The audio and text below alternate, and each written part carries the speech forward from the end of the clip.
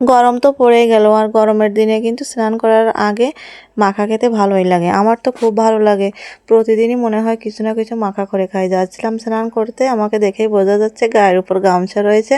তো স্নান করার আগে ভাবছিলাম কি খাওয়া যায়, তো ছেলেকে এই ডাবটা পেড়ে দিয়েছিল ওর বাবা গাছ থেকে, কিন্তু এর ভিতরে জল ছাড়া কিছু হয়নি, তাই ভাবছিলাম ডাবের ভিতরে যে করকসিটা, সেই করকসিটা মাখা করে খাবো।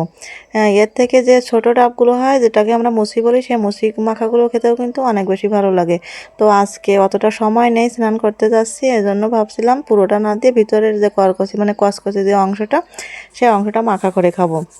এটা খেতে শুধু শুধু খেতেও কিন্তু অনেক ভালো লাগে, আর এটা খাওয়াও কিন্তু অনেক ভালো। তাই এখন এটাকে কুচি কুচি করে লবণ, ঝাল আর হচ্ছে তেঁতুল দিয়ে মেখে নিলাম। এটা খেতে কিন্তু অনেক ভালো লাগে। যারা যারা কোনোদিন খাওনি, এটা আমার কথা শুনে একবার হলেও খেয়ে দেখো, খেতে অনেক বেশি ভালো হয়েছে। আর এখন থেকে তো আমি এটা প্রায়ই তৈরি করে খাবো ভাবছি।